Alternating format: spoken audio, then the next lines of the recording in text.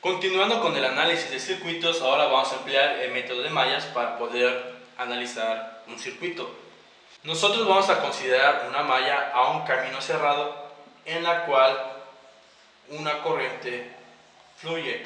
Para resolver el circuito mediante mallas, nosotros vamos a despejar la ley de Ohm y dejando todo en términos de voltaje. Voltaje es igual a intensidad por resistencia. Vamos a trabajar con elementos lineales, o sea, lo que son las resistencias. En la resistencia en un circuito puede ser que la corriente fluya en una misma dirección y por lo tanto aquí va a haber un incremento en la corriente que va a recorrer la resistencia. Que solo viaje una corriente o que viaje la corriente en sentidos opuestos. Si la corriente viaja en sentidos opuestos, va a haber una diferente polarización, podemos decirlo, de la resistencia. En este caso, la corriente entra a la resistencia se considera positivo y donde sale la corriente negativo. Acá entra la corriente de este lado, es positivo, y sale de acá negativo, y por lo tanto va a haber una diferencia entre las corrientes. Y ahora lo primero que debemos de hacer cuando vamos a utilizar el método de mallas es establecer un sentido arbitrario a las corrientes de las mallas. Entonces le podemos dar ese sentido a todas las mallas. Llamemos esta corriente 1 de la malla 1, corriente 2 de la malla 2 y 3 de la malla 3. Entonces, ahora lo que vamos a hacer es darle polaridad a los elementos resistivos.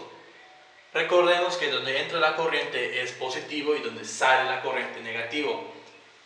La corriente fluye en ese sentido, se topa con la resistencia de 3 ohms y adquiere polaridad más. Sale la corriente menos. Y ahora llega con la fuente de 12. A las fuentes de voltaje no se les altera el signo. Y luego sigue recorriendo la corriente y se topa con la resistencia de 6 y sale menos. Del otro lado, con la corriente 2, viene en ese sentido. Entra la corriente en la resistencia de 8, luego sale, para luego entrar a la resistencia de 10 y saliendo de la resistencia de 10 se topa con la fuente de voltaje. Y ahora con la malla 3, la corriente viene en este sentido. Entonces se encuentra con la resistencia de 8 ohms, es positivo, la corriente sale de esta resistencia, negativo, luego viene con la resistencia de 6, más y menos. Y vemos que ahora ya le hemos dado polaridad a todas las resistencias. Si nosotros analizamos lo que viene siendo la malla 3, no es necesario hallar el valor de la corriente mediante una ecuación, ya que está dado por el valor de la fuente. Si nosotros analizamos la corriente de la malla 1 y de la malla 2, vemos que entre estas dos mallas se encuentra una fuente de corriente y por lo tanto tenemos lo que se le conoce como una supermalla. La supermalla es cuando se encuentra una fuente de corriente, ya sea dependiente o independiente, entre las dos mallas. Y esto lo resolvemos aplicando la ley de corrientes de Kirchhoff, que nos menciona que la sumatoria algebraica de las corrientes que concurren un nodo es igual a 0. Si ahora analizamos este nodo, vemos que concurren tres corrientes, que es la corriente 1, 2 y la corriente de la fuente. Tenemos este nodo, la corriente 2 está entrando, la corriente 1 sale del nodo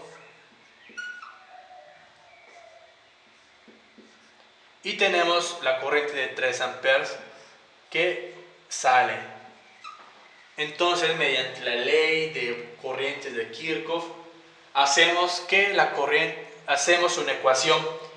La corriente 1 menos la corriente 2 porque está entrando al nodo, menos corriente 2 más 3 es igual a 0. Y ahora si nosotros despejamos cualquiera de esas dos variables, por ejemplo, la corriente 2 y 1 más 3 es igual a I2. Ya tenemos una ecuación que satisface a la corriente 1 y a la corriente 2. Y si nosotros empleamos esto, podemos eliminar esta fuente, ya que la tenemos expresada de otra forma mediante esta ecuación. Ahora si nosotros analizamos lo que ocurre en el circuito mediante el flujo de la corriente, tenemos que en la resistencia de 3 ohms va a fluir la corriente 1. Luego se topa la corriente con la fuente menos 12. ¿Por qué menos 12? ¿Por qué? Porque la corriente cuando viaja en ese sentido se va a topar con la parte negativa de la fuente. Luego sería más 6 veces la corriente 1 menos 6, que es la corriente de la malla que está arriba. Vamos a considerar más grande la corriente de la malla en la que estamos trabajando. Luego viene más 8 veces la corriente 2 que está dada por corriente 1 más 3 menos 6, que es la corriente que fluye en esta parte. Luego sigue más, vamos a continuar aquí abajo.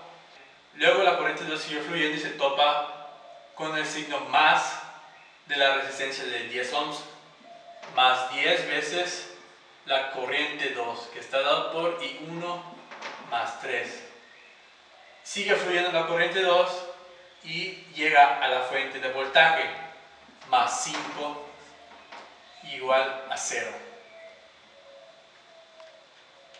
Entonces, ya una vez que tenemos planteado esto, ahora sigue simplificar todo, y una vez que ya esté simplificado tenemos el valor de la corriente 1. Y una vez que tengamos el valor de la corriente 1, sustituimos en esta ecuación y tenemos el valor de la corriente 2. Y ahora una vez que ya tengamos simplificada toda esta expresión, nos queda reducido a 27 veces corriente 1 menos 37 igual a 0.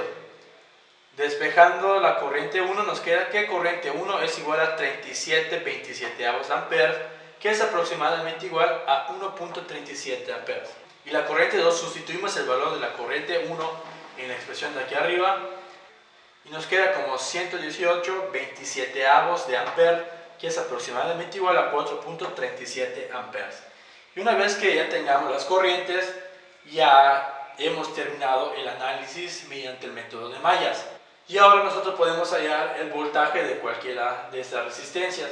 En este caso, si hallamos el voltaje en la resistencia 3, en esta polaridad, tenemos que la resistencia de 3 ohms va a multiplicar al valor de la corriente 1, que está dado por 37/27, que esto es aproximadamente igual a 4.11 volts.